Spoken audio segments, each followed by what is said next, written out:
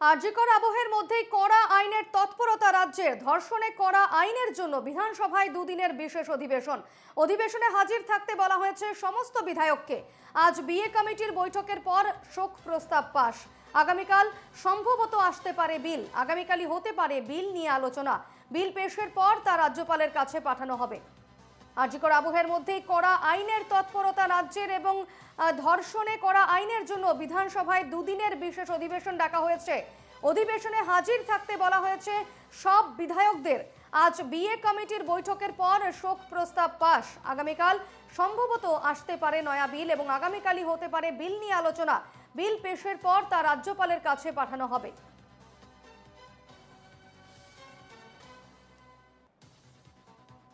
আমরা আগেই জানি মুখ্যমন্ত্রী মমতা বন্দ্যোপাধ্যায় তিনি জানিয়েছিলেন যে ধর্ষকের কড়া শাস্তির দাবিতে, ধর্ষকের ফাঁসির দাবিতে বিল আনবে রাজ্য এবং সেই বিল বিধানসভায় পাশ করানো হবে এবং তারপর রাজ্যসভার কাছে সেই রাজ্যপালের কাছে সেই বিল অনুমোদনের জন্য যাবে। আরজিকর আবহের মধ্যেই এবার কড়া আইন নিয়ে তৎপরতা রাজ্যের। ধর্ষণে কড়া আইনের জন্য বিধানসভায় দুদিনের বিশেষ অধিবেশন ডাকা হয়েছে। অধিবেশনে হাজির থাকতে বলা হয়েছে সব বিধায়কদের।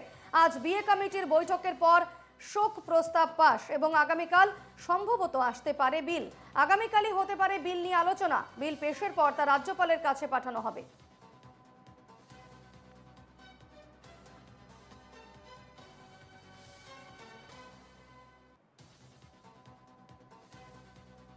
আমাদের সঙ্গে এই মুহূর্তে সরাসরি রয়েছেন প্রতিনিধি সৌরজ্যোতি বন্দ্যোপাধ্যায়। সৌরজ্যোতি, আজ বিধানসভার অধিবেশন শুরু হচ্ছে, দুদিনের বিশেষ অধিবেশন, যেখানে জানা যাচ্ছে যে কড়া আইন নিয়ে অর্থাৎ ধর্ষণের বিরুদ্ধে কড়া আইন নিয়ে যে তৎপরতা রাজ্যের, সেই বিষয়টি এবার দেখা যাবে বিধানসভায়। কি জানতে পারছো বিস্তারিত? দেখো, দুদিনের এই বিশেষ অধিবেশন সম্পর্কে আগেই মুখ্যমন্ত্রী মমতা বন্দ্যোপাধ্যায় তিনি জানিয়েছিলেন। বিশেষ করে তৃণমূল ছাত্র পরিষদের যে প্রতিষ্ঠা দিবস, সেই দিনই কিন্তু মঞ্চ থেকে মুখ্যমন্ত্রী মমতা বন্দ্যোপাধ্যায় তিনি জানিয়ে দিয়েছিলেন যে ধর্ষণ প্রতিরোধে বিশেষ আইন অর্থাৎ প্রাণদণ্ডের জন্য যে আইনের প্রণয়ন, সেই আইনের জন্য তারা বিল নিয়ে আসবেন এবং সেক্ষেত্রে দুদিন এই বিধানসভার অধিবেশন শুরু হবে। যদিও মুখ্যমন্ত্রী কিভাবে এই অধিবেশন ডাকতে পারেন, বিশেষ করে যেখানে স্পিকারের তরফ থেকে বা বিধানসভার সচিবের তরফ থেকে কোনো লিখিত নোটিশ নেই, সেই নিয়ে প্রশ্ন তুলেছিলেন রাজ্যের বিরোধী দলের সদস্যরা। বিশেষ করে বিরোধী দলনেতা শুভেন্দু অধিকারী তিনি জানিয়েছেন যে মুখ্যমন্ত্রী এভাবে বিশেষ অধিবেশন ডাকতে পারেন না।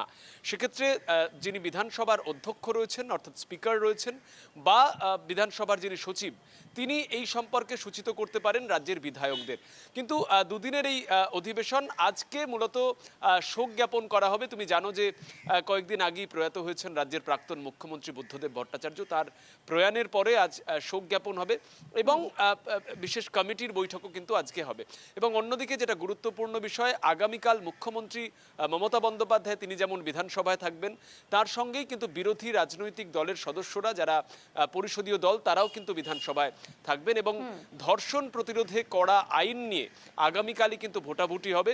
সেক্ষেত্রে আগেই তুমি শুনেছো যে বিরোধী দল বিশেষ করে তারা জানিয়েছেন যে যেহেতু ইতিমধ্যেই ভারতীয় ন্যায় সংহিতায় ধর্ষণ বিরোধী একাধিক আইন রয়েছে এবং ধর্ষণের ঘটনা ঘটলে কড়া দৃষ্টান্তমূলক শাস্তির প্রাবধানও সেই আইনগুলিতে রয়েছে, স্বাভাবিকভাবেই মুখ্যমন্ত্রী মমতা বন্দ্যোপাধ্যায় তিনি এই আইন নিয়ে হঠাৎ করে কেন পড়লেন সে বিষয় নিয়ে তাদের জিজ্ঞাসা রয়েছে।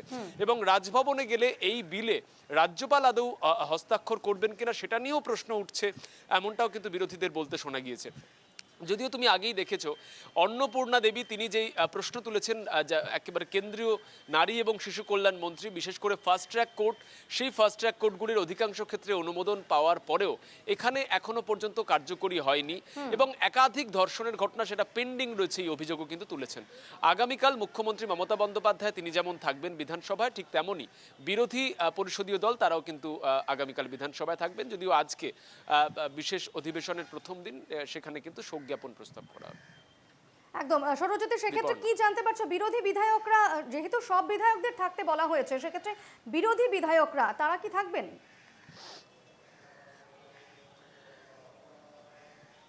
দেখো, আগামীকাল মুখ্যমন্ত্রী মমতা বন্দ্যোপাধ্যায় তিনি যেমন বিধানসভার অধিবেশনে উপস্থিত থাকবেন, তার সঙ্গেই শাসক দলের বিধায়করাও কিন্তু থাকবেন। বিশেষ করে যেদিন মুখ্যমন্ত্রী মমতা বন্দ্যোপাধ্যায় এই বিশেষ অধিবেশনের কথা জানান প্রকাশ্যে, সেদিনই কিন্তু প্রশ্ন তুলেছিলেন রাজ্যের বিজেপি পরিষদীয় দল। তাদের বক্তব্য যে যদি কোথাও বিশেষ অধিবেশনের প্রয়োজন হয়, সেক্ষেত্রে সূচিত করার জন্য বিধানসভার অধ্যক্ষ রয়েছেন বা সচিব রয়েছেন, বিধানসভার সচিব।